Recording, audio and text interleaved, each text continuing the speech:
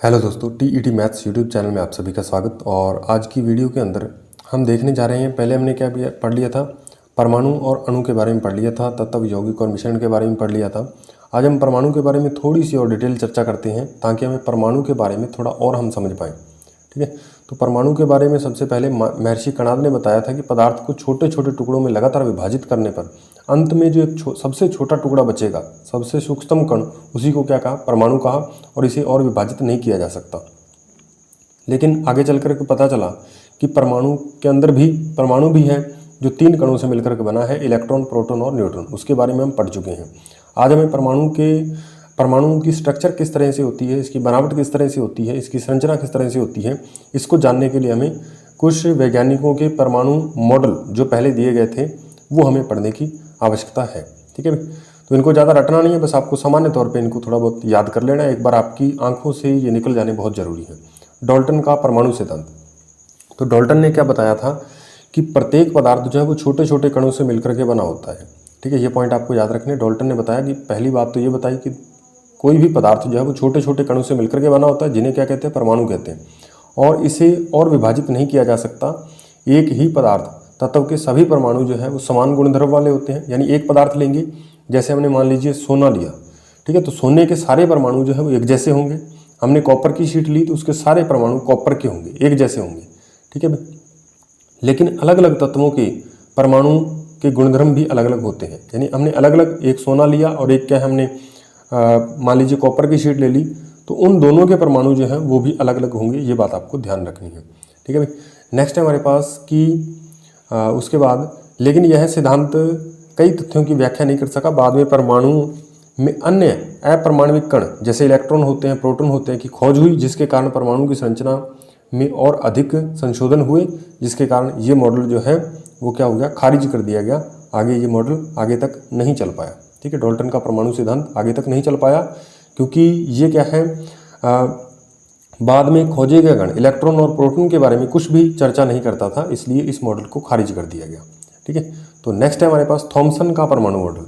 ये क्या कहता है, इसके बारे में पढ़ते हैं।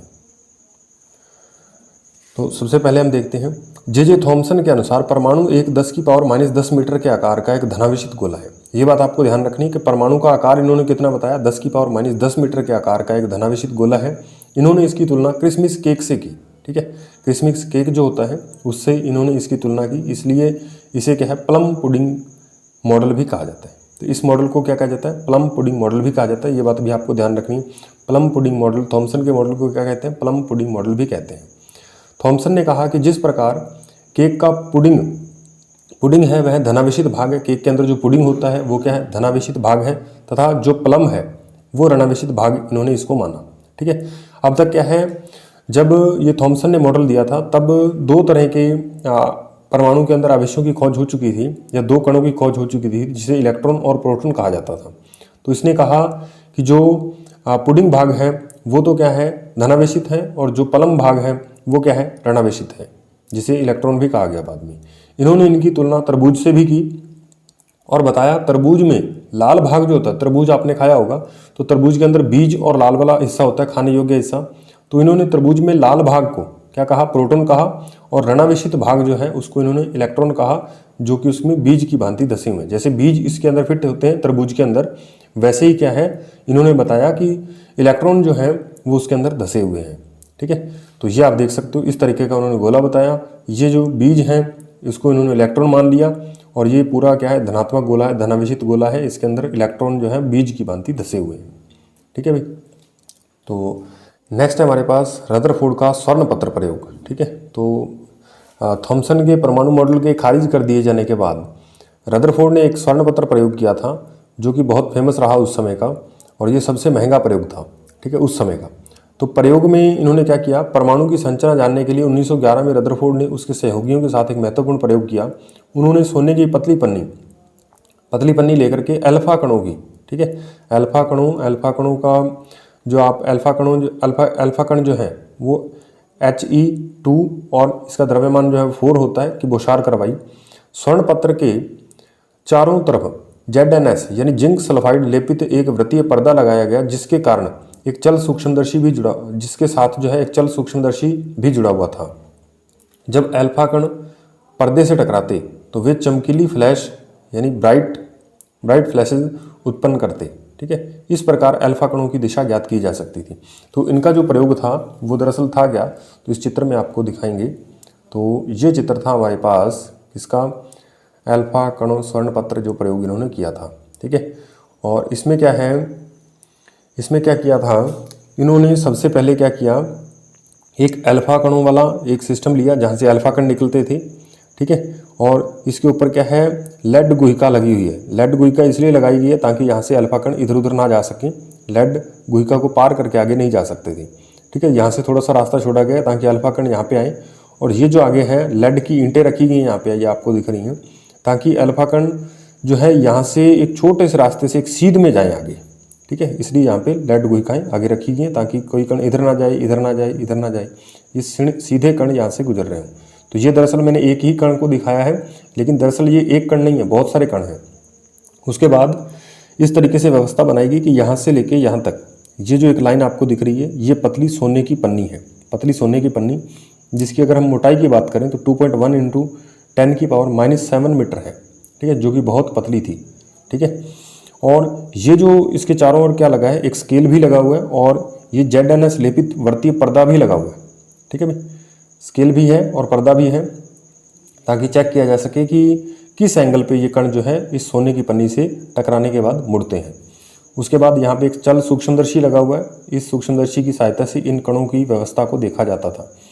अब इसमें क्या हुआ कि जब यहाँ से ये कण निकले अल्फा कण, तो अल्फा कणों पे कौन सा आवेश होता है, प्लस का आवेश होता है। ठीक है भाई, इसके ऊपर क्या है, प्लस का आवेश होता है। तो जब ये अल्फा कण यहाँ से आए तो पतली सोने की पन्नी से टकराने के बाद अधिकतर कण जो है वो सीधे ही क्या पास आउट हो गए। ठीक है, सीधे निकल गए, और कुछ कण जो है वो थीटा एंगल से क्या है मुड़ गए। ठीक है, यहाँ पे आपको ये कण जो है, बहुत सारे कण तो इस एक सीधी लाइन में आ रहे हैं, एक ही लाइन में मैंने आपको दिखाया, लेकिन ये बहुत सारे कण हैं दरअसल जो सीधे आ रहे हैं। ठीक है भाई, और कुछ ऐसे कण हैं जो क्या है, इधर कोई इधर मुड़ गया, कोई इधर मुड़ गया। ठीक है, बहुत सारे कण, तो लगभग 20,000 कणों में से एक कण इधर उधर मुड़ा था। ठीक है भाई, यहाँ पे क्या है, हजारों लाखों कण आए, जिसमें से 20,000 कणों में से एक आधा कण इधर उधर मुड़ रहा था। उसका एंगल जो है वो नोट किया गया, पूरी व्यवस्था को देखा गया, और एक कण ऐसा था, 20,000 कणों में से लगभग एक कण ऐसा था जो यहाँ पे इसके सेंटर पॉइंट में टकराने के बाद क्या है, पीछे इसी दिशा में वापस जा रहा था, पीछे इसी दिशा में वापस जा रहा था। ठीक है, तो इस तरीके से ये क्या है, आपको ध्यान रखना है, ये प्रयोग थोड़ा आपके दिमाग में रहना चाहिए। तो इसके आधार पे इन्होंने निष्कर्ष बना करके एक चित्र को बड़ी फॉर्म के अंदर जूम करके आपको दिखाएं कि ये व्यवस्था किस तरीके से थी। दरअसल ये जो पूरी व्यवस्था थी कुछ इस तरीके से थी। यहाँ पे आप देखिए बहुत सारा, वहाँ पे एक ही कण दिखाया था मैंने, यहाँ पे आप देख सकते हो अलग अलग कण, बहुत सारे कण जा रहे हैं। तो ये क्या है, ये हमारे पास क्या है, परमाणु को इन्होंने इस गोले की भांति माना। ठीक है, परमाणु जो है वो इस गोले की भांति है, और यहाँ पे इन्होंने क्या माना कि यहाँ पे जब भी यहाँ पे अल्फा कण आते थे तो बाकी सभी हिस्सों में से ये जो कण हैं वो सीधे ही पार निकल रहे थे। आप देख सकते हो सारे कण जो है वो सीधे पार जा रहे हैं, और जो इसके सेंटर पॉइंट के नज़दीक होते, ठीक है, वहाँ पे आप देखो ये वाला कण ये इधर आया और यहाँ से ये इधर की इस दिशा में चला गया। एक नीचे वाला कण दिखा दिया हमने, ये इधर आया और इस दिशा में चला गया, और एक जो है कण बिल्कुल इसकी सीध में गया, तो ये कण उसी दिशा में वापस आ गया। आपको ये वाला कण वापस आते हुए दिख रहा है इधर। ठीक है भाई, तो ये पथ से विचलित कण हैं जो इधर जा रहे हैं, और ये सीधे निकल जाने वाले अधिकतर कण हैं जो आगे सीधे निकल रहे हैं, और एक कण ऐसा है जो वापस जा रहा है। तो इससे इन्होंने क्या निष्कर्ष निकाले वो हम देखते हैं। पहले इन्होंने प्रेक्षण क्या किए, फिर उसके निष्कर्ष क्या निकाले, ये हम देखते हैं। अभी आप देखिए रदरफोर्ड के द्वारा क्या क्या प्रेक्षण किए गए। इस प्रयोग में इन्होंने ये प्रेक्षण प्राप्त किए कि अधिकांश अल्फा कण जो है वो सोने की पन्नी को बिना विक्षेपित हुए सीधे निकल जाते हैं, और बहुत कम अल्फा कण कुछ अंश कोण से यानी 1/2 डिग्री से भी क्या है कम विक्षेपित होते हैं। और लगभग 20,000 में से एक अल्फा कण जो है वो क्या है 180 डिग्री यानी विपरीत दिशा में बिल्कुल मुड़ जाता है, विक्षेपित हो जाता है।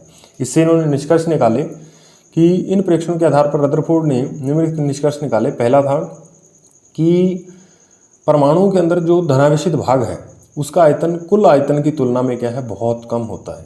यानी जो धनावेशित भाग है वो क्या है एक जगह इकट्ठा होता है।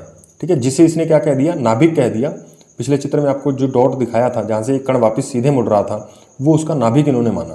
तो धनावेशित भाग को इन्होंने क्या कहा, नाभिक कहा। परमाणु का व्यास जो है 10⁻⁻10 मीटर का होता है तथा नाभिक का व्यास जो है 10⁻⁻15 मीटर होता है। ये बात आपको ध्यान रखनी है।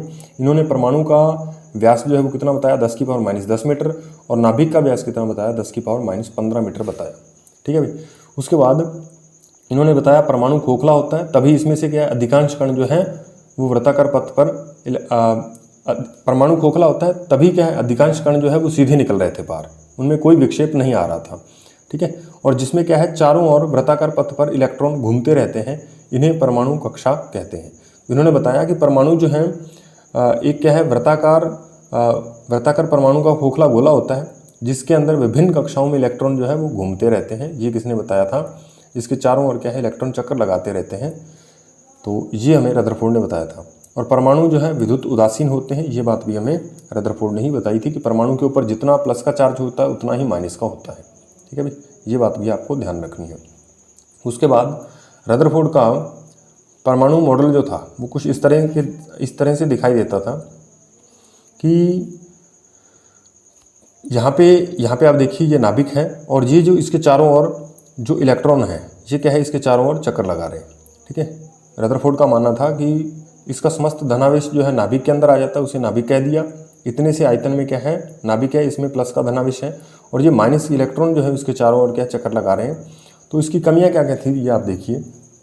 परमाणु के स्थायित्व की व्याख्या नहीं कर सका और परमाणु की इलेक्ट्रॉन संरचना को स्पष्ट नहीं कर सका, इलेक्ट्रॉन किस तरीके से रहेंगे। अब यहाँ पे आप देखिए इसकी सबसे एक बड़ी कमी जो थी वो आप देखिए यहाँ पे। ठीक है भाई, यहाँ पे आप देखिए, इसमें आपको यहाँ पे दिख रहा होगा कि मैक्सवेल के अनुसार इलेक्ट्रॉन नाभिक के चारों ओर चक्कर लगाते हुए विकिरण उत्सर्जित करेगा। कोई भी पदार्थ जो है मैक्सवेल की थ्योरी के अनुसार जब कोई भी इलेक्ट्रॉन जो है वो चक्कर लगाता है तो वो क्या करता है, वो विकिरण का उत्सर्जन करता है, जिससे उसकी ऊर्जा धीरे धीरे क्या हो जाएगी, कम हो जाएगी और वह सर्पिलाकार गति करते हुए अत्यंत क्या नाभिक में गिर जाएगा। और वास्तव में ऐसा होता नहीं, अगर नाभिक में गिर गया तो उसका परमाणु का अस्तित्व जो है वो खतरे में हो जाएगा, समाप्त हो जाएगा। ठीक है। यहाँ पे आप देखिए ये इलेक्ट्रॉन जैसे मान लीजिए इस नाभिक के चारों ओर चक्कर लगा रहा है तो धीरे धीरे इससे विकिरण उत्सर्जित होगी, जिसके कारण इसकी ऊर्जा धीरे धीरे कम होती जाएगी। ठीक है। और ये घूमता घूमता प्लस वाले आवेश के पास आता जाएगा और अंत में आकर के नाभिक में गिर जाएगा, जबकि परमाणु में ऐसा नहीं होता, परमाणु का अस्तित्व होता है। ठीक है भाई। तो यहाँ पे तो अस्तित्व इसका खतरे में पड़ रहा था, इसलिए इस मॉडल को भी नकार दिया गया, इसमें भी कमियां थी, इसको नहीं समझा पाया। ठीक है भाई। तो नेक्स्ट जो है वो नील्स बोर का मॉडल आता है जो कि आज तक क्या है, मान्य है। उसके बाद देखिए भाई नील्स बोर की परिकल्पना या उसका मॉडल है। ठीक है। तो बोर का परमाणु मॉडल निम्नलिखित परिकल्पनाओं पर आधारित है। तो परमाणु के केंद्र में नाभिक होता है, इसने परमाणु के बारे में परिकल्पनाएं की थी। ठीक है। इन्होंने कोई एक्सपेरिमेंट नहीं किया, अपनी परिकल्पना के आधार पर इन्होंने आंसर दिया जो कि आज तक मान्य है। हालांकि इस मॉडल में भी कई कमियां हैं, लेकिन फिर भी इससे विकसित मॉडल आज तक नहीं खोजा गया, तो हमें इसको ही मान करके पढ़ना पड़ता है। परमाणु के केंद्र में नाभिक होता है जिसमें धनावेशित कण प्रोटॉन होते हैं। ठीक है। इन्होंने बताया कि परमाणु जो है उसके अंदर क्या है, एक नाभिक होता है, यहाँ पे समस्त क्या है, प्रोटॉन रहते हैं, प्लस वाला आवेश यहाँ पे रहता है। ठीक है। पहली बात इन्होंने ये बताई थी। ठीक है भाई। और दूसरा इन्होंने पॉइंट बताया कि इलेक्ट्रॉन नाभिक के चारों ओर निश्चित त्रिज्या एवं ऊर्जा वाले पथ में गति करते रहते हैं। इन पथों को कक्षा, कोश या फिर ऊर्जा स्तर कहते हैं। ठीक है भाई। यहाँ पे आप देख सकते हो इसके चारों ओर इन्होंने बताया निश्चित दूरी पे क्या है, वृत्ताकार पथ होते हैं जिन्हें क्या है, कक्षा, कोश या फिर ऊर्जा स्तर कह सकते हैं। ठीक है। ये वाले आप अलग अलग कोश देख सकते हो। इसमें प्रथम कक्षा को के कोश कहते हैं, द्वितीय कक्षा को एल कोश कहते हैं इस वाले को, और यहाँ पे इलेक्ट्रॉन इसमें क्या है, चक्कर लगाते रहते हैं, और ये तृतीय कक्षा को हम एम कोश कहते हैं, यानी के से स्टार्ट करते के एल एम एन आगे चलती जाएंगी डैश डैश। ठीक है। और ये इसकी नाभिक है, इसमें इलेक्ट्रॉन जो है वो चारों तरफ चक्कर लगा रहे हैं। तीसरा पॉइंट है ये कक्षाएं नाभिक के चारों ओर सकेंद्रीय रूप से व्यवस्थित होती थी। यहाँ पे आप दिख सकता है इन सभी कक्षाओं का केंद्र एक ही होता है, यहाँ से लेके ये इसका भी केंद्र ये वाला है, दूसरी कक्षा का भी केंद्र ये वाला है, तीसरी का भी कक्षा का केंद्र ये वाला ही है। ठीक है भाई। और सेकेंडरी रूप में व्यवस्थित होती हैं और इन्हें एन से दर्शाते हैं और इसका मान 1 2 3 4 होता है। ठीक है। आप इसे पहला कोश, दूसरा कोश, तीसरा कोश ऐसे कह सकते हो, या फिर इसे के एल एम एन, ठीक है, ऐसे कोश कह सकते हो। यहाँ पे आप देखिए n का मान बढ़ने से कक्षाओं की नाभिक से दूरी और ऊर्जा क्या है, ऊर्जा बढ़ती जाती है। जैसे जैसे यहाँ पे आप देखोगे ये वाली पहली कक्षा है, यहाँ पे ऊर्जा कम होगी, यहाँ पे जाओगे तो ऊर्जा ज़्यादा हो जाएगी, यहाँ पे उससे भी ऊर्जा ज़्यादा हो जाएगी, ठीक है, और दूरी तो बढ़ेगी केंद्र से, ठीक है, ये आपको दिख ही रही है। उसके बाद पाँचवें पॉइंट की बात करते हैं। देखिए पाँचवां पॉइंट क्या कहते हैं, इन कक्षाओं में इलेक्ट्रॉन का कोणीय संवेग mvr बराबर h/2 का क्या है, h/2 का पूर्ण गुणज होता है, ठीक है भाई, ये बात आपको ध्यान रखनी है। तो यहाँ पे h बराबर क्या है, प्लांक स्थिरांक दे रखा है, जिसकी वैल्यू हमें याद करने की कतई जरूरत नहीं है। m का मतलब क्या है, इलेक्ट्रॉन का द्रव्यमान कितना है, जो उस कक्षा में घूम रहा है उस इलेक्ट्रॉन का द्रव्यमान कितना है वो हमें देखना है। और v जो है वो इलेक्ट्रॉन का वेग है, और तथा r जो है वो कक्षा की त्रिज्या है, कि उस कक्षा की त्रिज्या कितनी है। तो उसका कोणीय संवेग mvr उसका फॉर्मूला होता है, ये h/2 का पूर्ण गुणज होता है। पूर्ण गुणज मतलब इसके गुणा में 1 2 3 ऐसे आता जाएगा। इसकी एक फिक्स वैल्यू आती है, ठीक है, जो कि हमें याद करने की कतई जरूरत नहीं है। उसके बाद अर्थात इलेक्ट्रॉन केवल उन्हीं कक्षाओं में चक्कर लगा सकता है जिनका कोणीय संवेग h/2 का पूर्ण गुणज होता है। उसके बाद छठा पॉइंट देखते हैं। बोर के अनुसार एक निश्चित कक्षा में चक्कर लगाने पर इलेक्ट्रॉन की ऊर्जा में कोई परिवर्तन नहीं होता। इन्होंने बताया कि वो यदि अपनी कक्षा में घूम रहा है तो उसकी ऊर्जा में कोई परिवर्तन नहीं होगा, वो आकर के दूसरी कक्षा में नहीं गिरेगा, ठीक है भाई। और सातवां प्रश्न देखिए, इलेक्ट्रॉन जब परमाणु के बाहर कहीं से ऊर्जा का अवशोषण करता है तो वह उत्तेजित होकर उच्च ऊर्जा स्तर में चला जाता है। यानी जब वो ऊर्जा का क्या है, परमाणु के बाहर कहीं से ऊर्जा का अवशोषण करेगा, ठीक है, अवशोषण मतलब ऊर्जा कहीं से ले लेगा, तो फिर वो क्या करेगा, वो ऊर्जा आ जाएगी उसके पास और ज़्यादा ऊर्जा हो जाएगी, इसलिए वो उच्च ऊर्जा स्तर में चला जाएगा। और जब वो ऊर्जा का उत्सर्जन करेगा तो उसके पास ऊर्जा की कमी आ जाएगी, जिसके कारण वो निचली कक्षा में आ जाएगा, ठीक है। इसको एक डायग्राम द्वारा आप आसानी से समझ रहे, जिसमें आप पहला चित्र देखिए कि ये क्या है, निम्न ऊर्जा स्तर है, इसमें ऊर्जा क्या कम है, लेकिन यहाँ पे आप देखिए ये ऊर्जा ग्रहण कर ली इस इलेक्ट्रॉन ने, तो ये कूद करके ऊपर वाले उच्च ऊर्जा स्तर में चला जाएगा, ठीक है, उच्च ऊर्जा स्तर या उच्च कोश में चला जाएगा, ठीक है। नेक्स्ट आप देखिएगा, यहाँ पे आप देखिए ये इलेक्ट्रॉन उच्च ऊर्जा स्तर में था, अब इसने ऊर्जा को क्या है, ऊर्जा का उत्सर्जन कर दिया, तो ये निचली ऊर्जा स्तर में आ जाएगा, क्योंकि इस कक्षा की ऊर्जा कम है तो वो अपने ही कक्षा में रह सकता है, अपनी ऊर्जा के अकॉर्डिंग ही रह सकता है, ठीक है। तो ये बात आपको थोड़ी ध्यान में रखनी है। इस मॉडल की कुछ कमियां भी थी, जैसे क्या है, ये केवल क्या है, कम इलेक्ट्रॉन परमाणु प्रतिरूप को समझाने के लिए ही काम में आता है, ठीक है। जिसमें ज़्यादा इलेक्ट्रॉन हो जाते हैं वहाँ पे ये मॉडल काम नहीं करता है। उसके बाद परमाणु के रैखिक स्पेक्ट्रम के बारे में ये नहीं बता सका, और परमाणु के द्वारा रासायनिक बंध किस प्रकार बनते हैं, अणु कैसे बनते हैं, ये भी नहीं बता सका, ठीक है, इसकी व्याख्या भी नहीं कर सका। इसमें कमियां होते हुए भी क्या है, हमें इस मॉडल को पढ़ना पड़ता है, ठीक है। तो नेक्स्ट हम देखते हैं, परमाणु हमने पढ़ लिए, अब उसके बाद क्या है, परमाणु, बहुत सारे परमाणु खोज लिए गए, अब उनको याद करना हमारे लिए समस्या हो रही थी।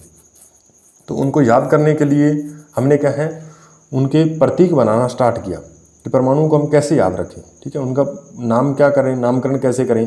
तो धीरे धीरे हमने सबसे पहले डाल्टन ने नामकरण किया।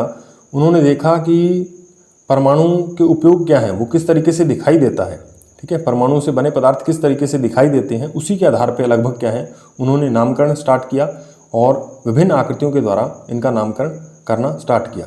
तो उनको देखते हैं पहले। अब देखिए, डाल्टन द्वारा सुझाए गए जो परमाणु के प्रतीक हैं वो हम पढ़ते हैं। डाल्टन ने सबसे पहले क्या, तत्वों को उनके आकृति, विशेष आकृति देकर के उनको याद करने के लिए सलाह दी हमें, ठीक है भाई। तो सबसे पहले इन्होंने हाइड्रोजन का प्रतीक कैसे बनाया, इस तरीके से गोला लगाया, बीच में बिंदु लगा दिया, इसको इन्होंने हाइड्रोजन कहा। उसके बाद फास्फोरस का इन्होंने इस तरीके से बनाया सिंबल, ये वाला फास्फोरस का। कार्बन के लिए ऐसे गोला लगा के बीच में सी लिख दिया। गोल्ड के लिए इस तरीके से जी लिख दिया, और यहाँ पे कार्बन के लिए इस तरीके से इन्होंने बनाया, बीच में क्या है, इस तरीके से कर दिया। और ये सल्फर जो है, इसके लिए बीच में प्लस का चिन्ह बना दिया, एक गोला बना करके। सीसा के लिए इन्होंने एल लिख दिया, प्लेटिना के लिए पी लिख दिया, ऑक्सीजन के लिए अकेला ये खाली गोला बनाया, और आयरन के लिए आई लिख दिया बीच में, सिल्वर के लिए एस लिख दिया, और पारा के लिए इस तरीके से ये डैश डैश बना दिया, ठीक है। इस तरीके से क्या है, इन्होंने प्रतीकों का सुझाव दिया कि इस तरीके से परमाणु के प्रतीक होने चाहिए। लेकिन परमाणु या तत्व जो हैं 118 तत्व, बाद में क्या है, धीरे धीरे तत्व बहुत ज़्यादा खोजे जाने स्टार्ट हो गए, ठीक है, बहुत ज़्यादा तत्व मिलने लग गए। अब उन तत्वों को इस तरीके की डायग्राम से, आकृतियों से याद रखना क्या मुश्किल होने लगा। ठीक है भाई, याद रखना मुश्किल होने लगा। तो फिर बर्जीलियस आए और बर्जीलियस ने क्या किया, उनको परमाणुओं के उनके नामकरण इंग्लिश अक्षर के या फिर लैटिन भाषा में जो उनके नाम हैं उनके पहले अक्षर से उनका नाम जो है वो स्टार्ट किया। ठीक है, तो बीच बीच में से नाम के उसके इंग्लिश नाम में से, ठीक है, अक्षर ले करके इन्होंने नामकरण की व्यवस्था की। वो नामकरण उन्होंने किस तरीके से किए उनको हम देखते हैं। उसके बाद देखिए भाई, तत्वों के प्रतीक के बारे में सबसे पहले जो विचार दिया था, सुझाव दिया था, वो बर्जीलियस ने दिया। ठीक है भाई, इन्होंने तत्वों के नाम कुछ इस तरीके से रखे। हाइड्रोजन के लिए इसकी स्पेलिंग जो है वो H से स्टार्ट होती है, इसलिए इसका प्रतीक इन्होंने H बना दिया। और हेनरी मोजले ने क्या है, परमाणु क्रमांक के बारे में सुझाव दिए कि इनका हमें एक परमाणु क्रमांक, जैसे स्कूल में प्रत्येक विद्यार्थी का रोल नंबर होता है, वैसे हमें इसका क्या है फिक्स नंबर इसको एक देना चाहिए। ठीक है, तो ये विचार किसने दिया था, हेनरी मोजले ने दिया था, परमाणु क्रमांक के बारे में विचार। और इसका इलेक्ट्रॉनिक विन्यास जो है वो क्या होता है कि अभी जो आपको बोर के परमाणु मॉडल में आपको बताया गया था कि परमाणु जो है वो एक गोला है, इसके ऊपर क्या है विभिन्न कक्षाएं हैं। तो ये पहले कोश में कितने इलेक्ट्रॉन रह सकते हैं, दूसरे में कितने आएंगे, तीसरे में कितने आएंगे, तो वो सारी चीज़ें यहाँ पे बताई गई हैं कि पहले कोश में कितने इलेक्ट्रॉन आएंगे, दूसरे में कितने आएंगे। ये पहला कोश है, यहाँ पे कोमा लगा के ये दूसरे में इलेक्ट्रॉन लिखे हुए हैं, फिर आगे कोमा लगा के आगे तीसरा कोश भी आएगा। ठीक है, तो यहाँ पे आप देखिए हाइड्रोजन के लिए इन्होंने कहा कि इसकी क्रम संख्या 1 पे हाइड्रोजन को रखा। इसका नाम जो है हाइड्रोजन होता है तत्व का, पहले तत्व का नाम। ठीक है, और इसका प्रतीक जो है वो बड़े H से लिखते हैं। ध्यान रहे आपको, जब भी किसी भी परमाणु का नामकरण आपको करना हो तो पहला अक्षर जो है वो बड़ा आता है, दूसरा अक्षर यदि आपको इसके साथ लिखना है तो छोटा आएगा।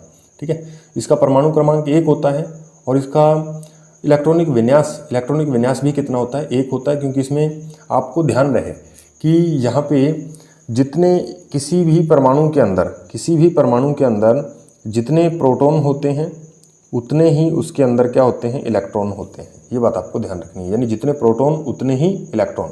ठीक है, तो यहाँ पे आप देखो इसका परमाणु क्रमांक 1 है, तो मतलब इसमें इलेक्ट्रॉन भी 1 ही है। ठीक है, इलेक्ट्रॉन भी 1 है और प्रोटॉन भी 1 है, ये बात आपको ध्यान रखनी है। उसके बाद हीलियम आता है, हीलियम को He से लिखते हैं, क्योंकि हीलियम यहाँ पे H तो हमने पहले ले लिया, इसके साथ हमने दूसरा अक्षर भी लिख दिया He। दूसरे अक्षर को हमेशा छोटा लिखना, पहला अक्षर हमेशा बड़ा।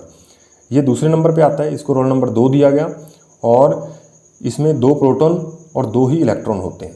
तो 2 प्रोटॉन, तो इसका परमाणु क्रमांक प्रोटॉन के आधार पर किया जाता है। 2 प्रोटॉन आ गए तो इसका परमाणु क्रमांक 2 हो गया। ठीक है, और इसमें पहले कोश में 2 इलेक्ट्रॉन, पहले कोश में अधिकतम 2 इलेक्ट्रॉन रह सकते हैं। ये बात भी आपको ध्यान रखनी है कि पहले कोश में अधिकतम कितने इलेक्ट्रॉन आ सकते हैं, 2 इलेक्ट्रॉन आ सकते हैं। ठीक है, पहले में 1 था, आध हो सकते हैं लेकिन 1 ही है, हाइड्रोजन के पास होता ही 1 है। ठीक है, और यहाँ पे इसके पास 2 इलेक्ट्रॉन होते हैं, ये बात आपको ध्यान रखनी है। इसके बाद मैं 20 तक आपको तत्व ये बताऊँगा, इसके प्रतीक। उसके बाद आपको खुद ब खुद याद करने, क्योंकि प्रतीक पूछे जाते हैं। अभी हम इस वीडियो के अंत में देखेंगे कि कौन कौन से प्रतीक तत्वों के पूछे गए हैं, किस किस तरीके से क्वेश्चन पूछे जा रहे हैं। ठीक है भाई, उसके बाद लिथियम है Li, ये तीसरे नंबर पे आता है। पहले कोश में 2 इलेक्ट्रॉन, फिर 1 होता है। ठीक है, ध्यान रहे आपको, पहले कोश में 2 इलेक्ट्रॉन आ सकते हैं, उसके बाद 8 आ सकते हैं। ठीक है भाई, उसके बाद फिर आगे 8 इलेक्ट्रॉन भरे जाएंगे प्रत्येक कक्षा के अंदर। उसके बाद दूसरे में क्या है, लिथियम 3 नंबर पे आता है। बेरिलियम Be से लिखते हैं, ये 4 नंबर पे आता है। पहले कोश में 2 और दूसरे में भी 2। और बोरान में बोरान को भी B से लिखा जाता है, इसको Be से, बेरिलियम को और बोरान को B से। ठीक है, ये 5वें नंबर पे आता है, इसलिए इसका परमाणु क्रमांक 5 है। पहले कोश में तो 2 ही इलेक्ट्रॉन भरने हैं, अधिकतम 2 ही रह सकते हैं, 2 आ गए। और बाकी जो बचे हुए 5 भरने थे टोटल, तो बाकी बचे हुए अगले वाले कक्षा में आएंगे। यानी ये K कोश में 2 इलेक्ट्रॉन और L कोश में 3 इलेक्ट्रॉन। ठीक है, ये बात आपको ध्यान रखनी। कार्बन C जो है वो 6 नंबर पे आता है, पहले कोश में 2 और दूसरे में 4। ठीक है, आगे हमारे पास नाइट्रोजन आ जाता है 7, तो इसमें 2 और 5 इसका इलेक्ट्रॉनिक विन्यास रहेगा। ऑक्सीजन O आता है 8, यानी 2 और 6 इसका इलेक्ट्रॉनिक विन्यास। उसके बाद फ्लोरीन F यानी 9 और इसका 9 नंबर पे आता है, 2 और 7 इसका इलेक्ट्रॉनिक विन्यास। नियॉन Ne 10 नंबर पे, 2 और 8। ठीक है भाई, उसके बाद नेक्स्ट है हमारे पास नियॉन आ गया। और सोडियम Na जो है नियॉन 10 नंबर पे था, 2 8, और सोडियम 11 नंबर पे, 2 8 1। अब यहाँ पे आप देखिए 3 कोश हो गए, पहले कोश में 2, दूसरे में 8 ही भर सकते हैं और तीसरे कोश में फिर इलेक्ट्रॉन बाकी के तीसरे में भरने पड़ेंगे। ठीक है, तीसरे कोश में 1 इलेक्ट्रॉन आ गया। उसके बाद देखिए मैग्नीशियम Mg 12 नंबर पे और पहले कोश में 2, फिर 8 10 हो गए, 10 और 2 12 तीसरे में। ठीक है भाई। उसके बाद एल्यूमिनियम Al 13 नंबर पे 2 8 और 3। ठीक है, इस तरीके से क्या है आपको ये 20 तक तत्व आपको दिख रहे होंगे, आप इसको याद कर लीजिए। ठीक है, क्योंकि पूछा जाता है इसमें इलेक्ट्रॉन कितने हैं, प्रोटॉन कितने हैं, ये सारी आपको सारणी जो है वो याद होनी चाहिए। तो ये सारणी आपको दिख रही होगी। इसमें सिलिकॉन को Si से लिखते हैं, फास्फोरस को P से लिखते हैं, सल्फर को S से लिखते हैं, क्लोरीन को Cl से लिखते हैं, आर्गन को Ar से लिखते हैं, पोटेशियम को K से लिखते हैं और कैल्शियम को Ca से लिखते हैं। ठीक है, अब देखिए पोटेशियम P से स्टार्ट होता है लेकिन ये K इसका प्रतीक आ रहा है। ठीक है, इस तरीके से कई तत्व जो है वो स्टार्ट किसी और अक्षर से होते हैं लेकिन उनका प्रतीक कोई और मान लिया गया। तो ये कैसे हुआ? ये कई तत्वों के नाम एक जैसे आ जाते हैं तो फिर उन्हें एक अक्षर से स्टार्ट नहीं किया जा सकता। तब हम क्या करते हैं, लैटिन उस तत्व के लैटिन नाम का प्रयोग करते हैं कि लैटिन भाषा में उसका क्या नाम हो सकता है, फिर हम उसको उस नाम से जोड़ देते हैं ताकि उन दोनों को अलग अलग दिखाया जा सके। ठीक है, यहाँ पे आप ये बात ध्यान रखोगे कि पोटेशियम का प्रतीक जो K माना गया है, पोटेशियम को लैटिन में कैलियम कहते हैं। क्या कहते हैं? कैलियम। ठीक है, ये बात आप ध्यान रखोगे। और जो ऊपर 11 नंबर पे है वो भी आप देखिए, 11 नंबर पे है सोडियम। ठीक है, इसका प्रतीक Na माना गया है तो इसको नेट्रियम कहते हैं। क्या कहते हैं? नेट्रियम। इसलिए Na वहाँ से नेट्रियम स्पेलिंग से लिया गया है। ठीक है, तो ये खास तौर पे आपको 11 और जो कि 19 नंबर तत्व है K, ये आपको याद रखना है। Na मतलब नेट्रियम और 19 नंबर पे पोटेशियम यानी K। ठीक है, इसको कैलियम से लिया गया। ठीक है भाई, तो इस तरीके से इनके हमें क्या है प्रतीक याद रखने हैं। उसके बाद नेक्स्ट हम देखते हैं कि तत्वों से जुड़े हुए कुछ फैक्ट्स जो हैं वो हमें याद रखने की ज़रूरत है। ठीक है, तो उन्हें हमें याद रखना चाहिए। तो उन फैक्ट्स को हम देख लेते हैं। चलिए भाई, तत्वों से संबंधित हम कुछ खास तरह की जानकारी पढ़ते हैं। प्रमुख जानकारी, कुल ज्ञात तत्व जो हैं वो 118 हैं। प्रकृति में पाए जाने वाले तत्व जो हैं वो 98 हैं। ठीक है भाई, ये आपसे संख्या नहीं पूछी जाएगी लेकिन फिर भी आपको थोड़ा बहुत आइडिया होना चाहिए। किसी और एग्जाम में भी ये आपको फैक्ट्स जो है वो काम दे जाएंगे। कृत्रिम तरीके से निर्मित तत्व जो है वो 20 हैं। और पृथ्वी पर सबसे अधिक मात्रा में पाए जाने वाला तत्व कौन सा है? ऑक्सीजन है। ध्यान रहे, पृथ्वी पर सबसे अधिक मात्रा में पाए जाने वाला धातु तत्व जो है वो एल्यूमिनियम है। और सबसे हल्का तत्व हाइड्रोजन को माना जाता है। इसका परमाणु द्रव्यमान 1 होता है। सबसे भारी तत्व जो है वो ऑस्मियम है। और सबसे हल्का धातु तत्व जो है वो कौन सा है? लिथियम है। और यदि आपसे पूछा जाए द्रव धातु तत्व कौन सा है तो पारा है। ठीक है, जो द्रव अवस्था में पाया जाता है। और द्रव अधातु तत्व पूछा जाए तो ब्रोमीन है, जो कि ब्रोमीन एक ऐसा अधातु है जो द्रव अवस्था में पाई जाती है। विद्युत का सबसे अच्छा सुचालक पूछा जाए, ठीक है, तो कौन है? चांदी है। ये बात आप ध्यान रखोगे। और विद्युत का सुचालक अधातु पूछा जाए तो ग्रेफाइट है। ठीक है भाई, अधातु जो है वो ग्रेफाइट है। उसके बाद सबसे अधिक जो है आघातवर्ध्यता तत्व पूछा जाए। आघातवर्ध्यता क्या होता है? जिसे हम पीट करके पतली चद्दर के रूप में खींच सकें, पतली चद्दर शीट के रूप में बनाया जा सके। ठीक है, तो वो सोना है। और सबसे अधिक क्रियाशील धातु अधातु तत्व कौन सा है? फ्लोरीन है, जिसमें सबसे ज़्यादा क्रियाशीलता पाई जाती है, अधातु है। ठीक है, और सबसे अधिक क्रियाशील धातु तत्व कौन सा है? सीजियम है। ये बात भी आपको ध्यान रखनी है। उसके बाद सर्वाधिक आयनन विभव वाला तत्व क्या होता है? हीलियम होता है। ये बात आप भले ही याद रखो ना रखो, कोई इतना इंपॉर्टेंट नहीं है। न्यूनतम आयनन विभव वाला जो है वो तत्व कौन है? वो सीजियम है। ठीक है, तो ये आप इतना याद रखना चाहो तो रख सकते हो। लास्ट वाले 2-3 फैक्ट याद नहीं भी रखोगे, ऊपर वाले आपको याद होने चाहिए। ठीक है भाई, तो ये था हमारे पास इन तत्वों के बारे में महत्वपूर्ण जानकारी। एक बात आप और याद रखोगे, मानव शरीर में सर्वाधिक मात्रा में पाए जाने वाला तत्व की यदि हम बात करें तो वो भी ऑक्सीजन ही है। ठीक है भाई, मानव शरीर में सबसे अधिक जो पाया जाने वाला तत्व वो कौन सा है? ऑक्सीजन। और हड्डियों एवं दांतों का निर्माण करने वाला प्रमुख तत्व जो है वो कौन है? कैल्शियम है। ठीक है, इतनी सी बातें यदि आप ध्यान रखोगे तो बहुत बढ़िया होगा। और एक बात और आप याद रखना चाहो तो रख सकते हो कि मिट्टी के तेल में रखा जाने वाला तत्व जो है वो कौन सा है? वो सोडियम है। क्योंकि सोडियम को मिट्टी के तेल में रखा जाता है क्योंकि ये बहुत ज़्यादा क्रियाशील होता है। अगर ये वायु से क्रिया कर ले और जल से भी क्रिया कर लेता है, इसलिए इसको न तो जल में रख सकते हैं ना ही वायु में खुला छोड़ सकते हैं, क्योंकि ये जल्दी से वायु और जल से क्रिया करके क्या है? आग पकड़ लेता है। ठीक है, इसलिए इसे वायु और जल से इसका संपर्क तोड़ने के लिए किस में रखा जाता है? मिट्टी के तेल में रखा जाता है। तो इतने से फैक्ट्स आपको क्या है याद रखने हैं इन तत्वों के बारे में। चलिए दोस्तों, अब हम परमाणुओं के बारे में कुछ और इनके गुणधर्म पढ़ते हैं। कि सबसे पहले हम पढ़ते हैं समस्थानिक क्या होते हैं, फिर हम पढ़ते हैं समभारिक क्या होते हैं, फिर सम न्यूट्रॉनिक क्या होते हैं, या इसे आइसो न्यूट्रॉनिक भी कह देते हैं, या फिर इसे आइसोटोन भी कह देते हैं। ठीक है भाई। और सम इलेक्ट्रॉनिक क्या होते हैं, इसे आइसो इलेक्ट्रॉनिक भी कहते हैं, समभारिक को आइसोबार्स कहते हैं, और समस्थानिक को आइसोटॉप्स कहते हैं। सबसे पहले हम बात करते हैं समस्थानिक की। तो समस्थानिक क्या होता है, जब भी किसी भी परमाणु के अंदर उसका परमाणु क्रमांक यदि समान है, परमाणु क्रमांक यदि एक जैसा है, उसकी द्रव्यमान संख्या अलग अलग हो, तो ऐसे तत्वों को हम क्या कहते हैं, समस्थानिक कहते हैं। जिनमें परमाणु क्रमांक, जैसे आप यहाँ पे देखोगे, ये जब भी प्रतीक बनाया जाता है, इसके पैरों में जो लिखा होता है इधर, ये होता है इसका परमाणु क्रमांक, और ऊपर जो लिखा होता है ये होती है इसकी द्रव्यमान संख्या। ठीक है भाई। तो ये इसका परमाणु क्रमांक 1 है, H1, और यहाँ पे भी 1 आ रहा है। और हाइड्रोजन के तीन समस्थानिक मिलते हैं, एक तो H11 होता है, एक H12 होता है, और एक H13 होता है। ये बात आपको ध्यान रखनी है। ठीक है भाई।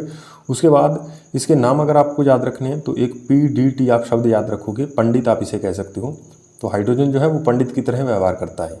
ठीक है। P का मतलब क्या है, प्रोटियम है, D का मतलब क्या है, ड्यूटेरियम है, और T का मतलब क्या है, ट्राइटियम है, ट्राइटियम। ठीक है। P से प्रोटियम, D से ड्यूटेरियम, और T से ट्राइटियम।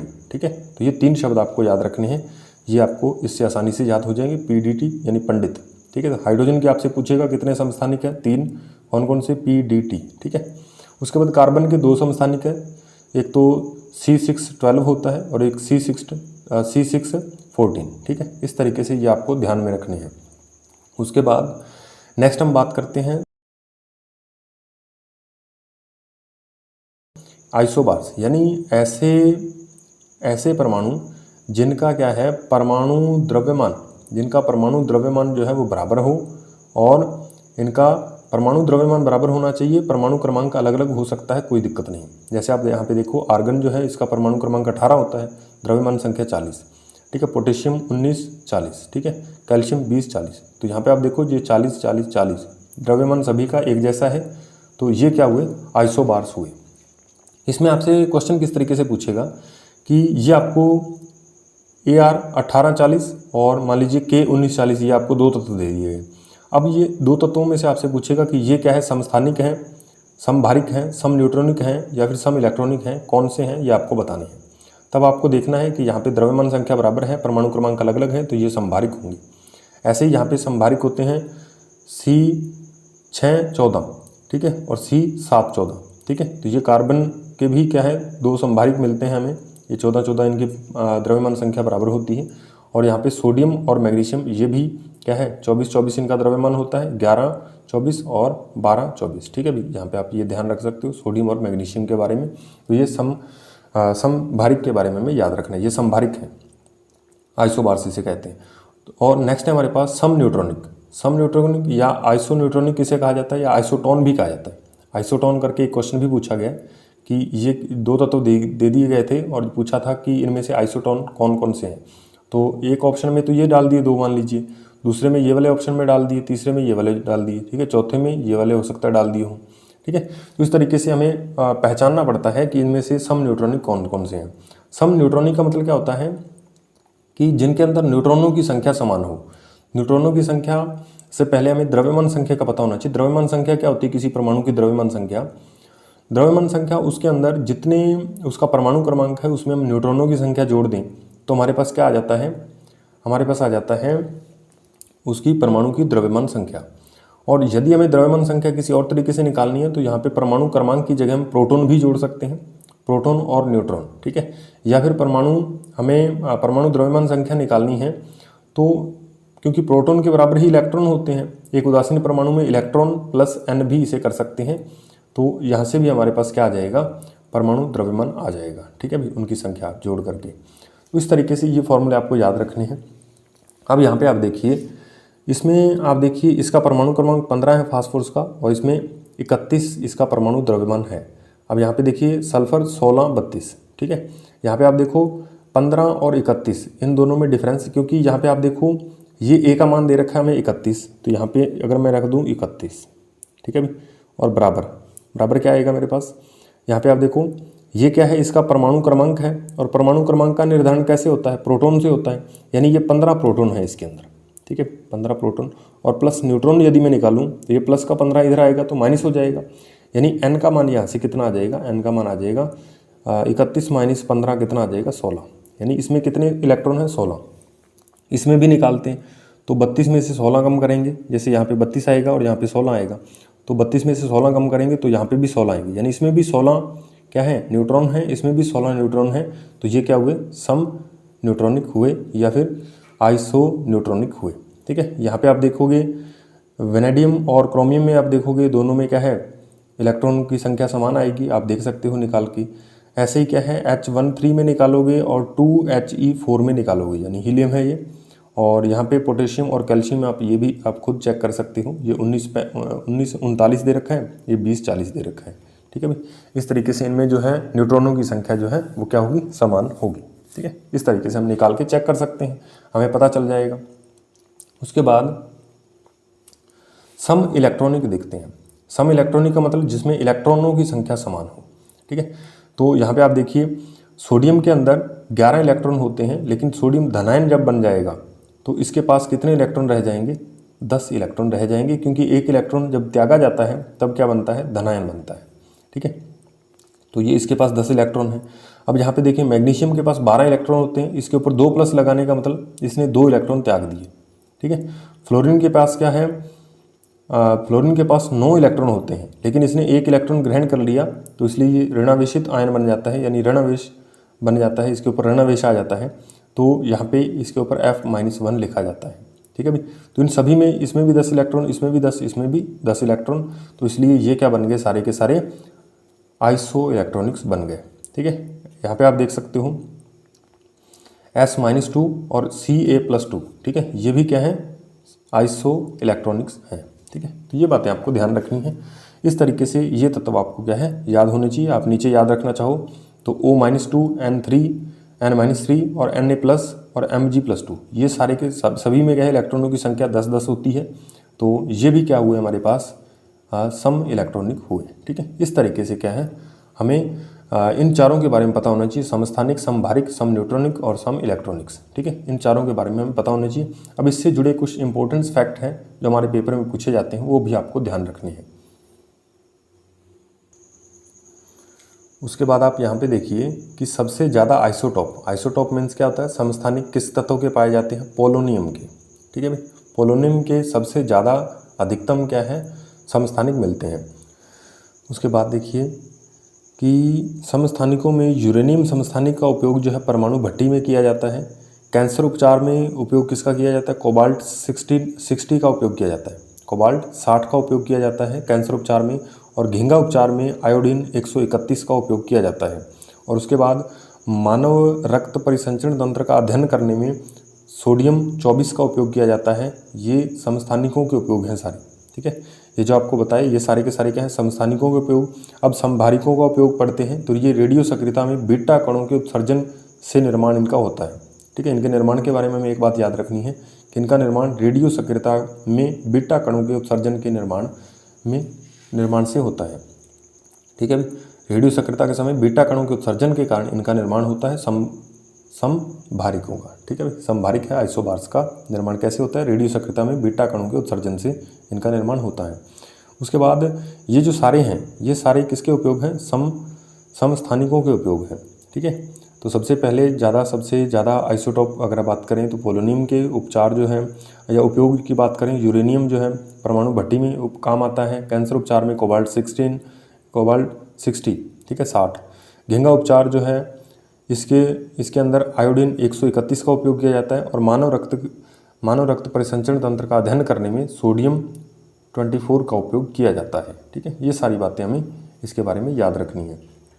उसके बाद नेक्स्ट जो हमने यहाँ पे ये आइसोटॉप के बारे में पढ़ा, ठीक है, H11, H12 और H13, इसके बारे में हम थोड़ा सा डिटेल और पढ़ लेते हैं ताकि क्वेश्चन आए तो वो हम अच्छे से कर लें।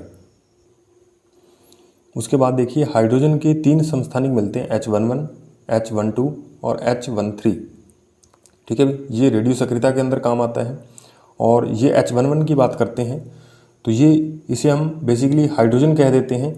या फिर इसे प्रोटियम भी इसका नाम है। ठीक है भाई, हाइड्रोजन या फिर इसे प्रोटियम कह देते हैं। इसके अंदर इलेक्ट्रॉन, प्रोटॉन और न्यूट्रॉन देखें तो इसके अंदर एक इलेक्ट्रॉन होता है, एक ही प्रोटॉन होता है और न्यूट्रॉन इसके अंदर 0 होता है। ठीक है, और ये जल के निर्माण के अंदर इसी हाइड्रोजन का उपयोग किया जाता है। H2O निर्माण में इसका उपयोग होता है, इसी हाइड्रोजन का उपयोग होता है या प्रोटियम का उपयोग किया जाता है। उसके बाद H12 को ड्यूटेरियम कहा जाता है।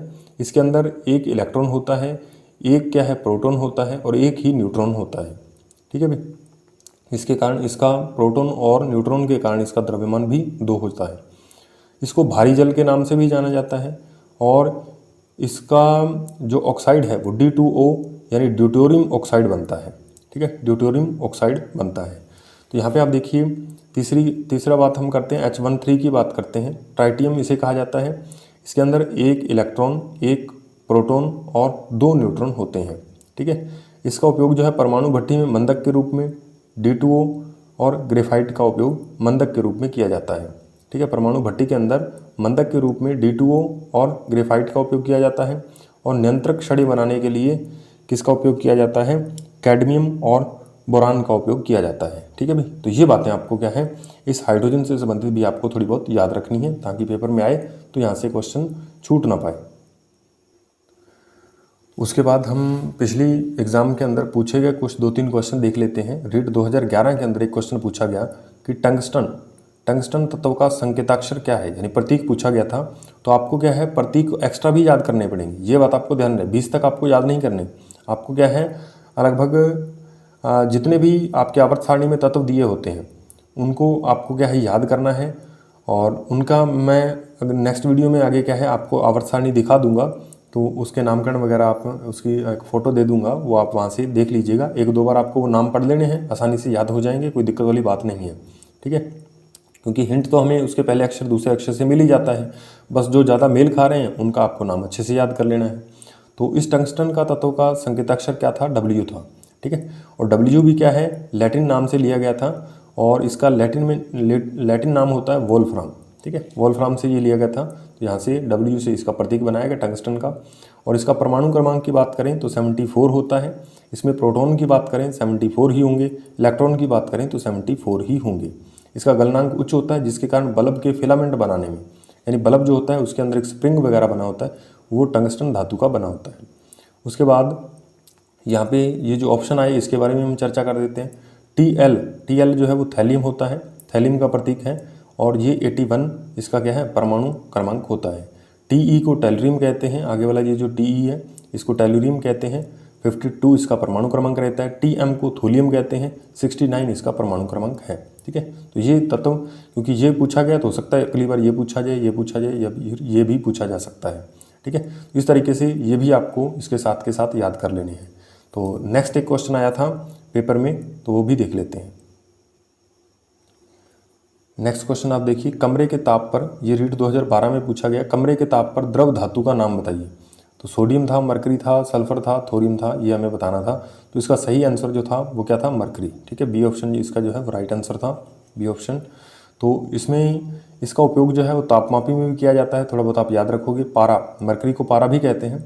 ठीक है, और इसका प्रतीक की बात करें तो इसका प्रतीक होता है Hg। ठीक है भाई, Hg।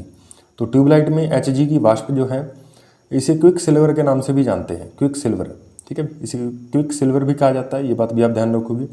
ट्यूबलाइट में Hg की वाष्प व AR यानी आर्गन गैस का उपयोग किया जाता है। ट्यूबलाइट जो होता है उसमें Hg की वाष्प यानी पारे की वाष्प और आर्गन गैस का उपयोग किया जाता है।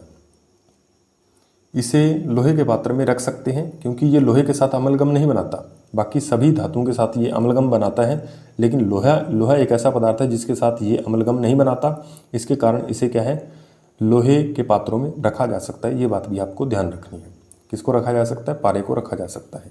तो नेक्स्ट हम देखते हैं एक और बिहार टेट के अंदर पूछा गया क्वेश्चन। तो बिहार टेट के अंदर ये क्वेश्चन पूछा गया था, पुरातत्व वस्तुओं में आयु निर्धारण के लिए किस समस्थानिक का प्रयोग किया जाता है। ठीक है, पुरातत्व वस्तुओं में आयु निर्धारण के लिए किस समस्थानिक का प्रयोग किया जाता है, तो ये बात आपको ध्यान रखनी है। किसका उपयोग किया जाता है, कार्बन 614 का उपयोग किया जाता है। किसका निर्धारण करने के लिए, पुरातत्व वस्तुओं में आयु निर्धारण का। ठीक है। आयु निर्धारण के काम कौन आता है? C614, ठीक है। तो ये बात आपको ध्यान रखनी, कार्बन 614 का उपयोग किया जाता है। तो इस तरीके से आज की वीडियो लंबी रही थोड़ी, क्योंकि कल वीडियो नहीं आ पाई थी, इसके कारण ये वीडियो थोड़ी लंबी बना दी गई ताकि आपका कल वाला हिसाब किताब जो है पूरा हो जाए। तो यदि आप हमारे यूट्यूब चैनल पे नए हैं तो आपको बता दें कि हमारे इस यूट्यूब चैनल पे रीट 2022 के लिए साइकोलॉजी और साथ के साथ मैथ्स और साइंस की क्लासेस अपलोड की जा रही हैं। तो यदि आप हमारे साथ जुड़ना चाहते हैं तो हमारे चैनल को सब्सक्राइब करिए, साथ में बेल आइकन को प्रेस करिए ताकि हमारी जो नए आने वाले वीडियोज़ हैं उसका नोटिफिकेशन आप तक आसानी से पहुंच पाए। मिलते हैं नेक्स्ट वीडियो में किसी नए टॉपिक के साथ, तब तक के लिए धन्यवाद।